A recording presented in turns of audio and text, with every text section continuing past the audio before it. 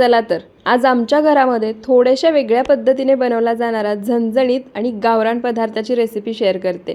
त्यासाठी गॅसवर कढई गरम करायला ठेवली आहे। त्यामध्ये 4 ते 5 चमचे शेंगदाणे घेतले आहेत, ते घालायचे, छान खरपूस असे भाजून घ्यायचे, एखाद्या ताटामध्ये काढायचे।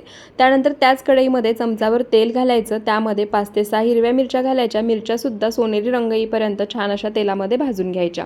त्यानंतर भाजलेले शेंगदाणे खलबत्त्यामध्ये जाडसर वाटून घ्यायचे आणि एखाद्या डिशमध्ये काढायचे। त्यानंतर भाजून घेतलेली हिरवी मिरची, 10 ते 12 लसणाच्या पाकळ्या, मुठभर कोथिंबीर, थोडेसे जिरे घालायचे आणि खलबत्त्यामध्ये हे सुद्धा जाडसर असं कुटून घ्यायचं। त्यानंतर त्याच कढईमध्ये 3 ते 4 चमचे तेल घालायचं। तेल गरम झालं की एक चिरलेला कांदा आणि त्यासोबत 10 ते 12 कढीपत्त्याची पानं घालायची। कांदा सोनेरी रंग येईपर्यंत परतून घ्यायचा। त्यानंतर यामध्ये तयार वाटण घालायचं, वाटणाचा कच्चेपणा जाईपर्यंत परतून घ्यायचा। अर्धा चमचा हळद घालायची, एक अर्धा मिनिटं पुन्हा परतून घ्यायचं। 1 ते 1.5 ग्लास पाणी घालायचं, चवीनुसार मीठ घालायचं, पाण्याला उकळी काढायची। पाण्याला उकळी येते तोपर्यंत एका बाउलमध्ये 3 चमचे बेसन पीठ घ्यायचं, ते मिक्स करायचं। त्यामध्ये लागेल असं थोडं थोडं पाणी घालायचं, सैलसर असं बॅटर तयार करून घ्यायचं। पाण्याला उकळी आली की त्यामध्ये हे बेसन पिठाचं बॅटर घालायचं, मिक्स करून घ्यायचं। त्यासोबतच जाडसर कुटून घेतलेले शेंगदाणे सुद्धा घालायचे, पुन्हा मिक्स करून घ्यायचं। झाकण ठेवून मध्यम आचेवरती हे पिठलं 8 ते 9 मिनिटं छान असं शिजवून घ्यायचं। त्यासोबतच इथे मी टम्म अशी फुगलेली भाकरी सुद्धा बनवली आहे।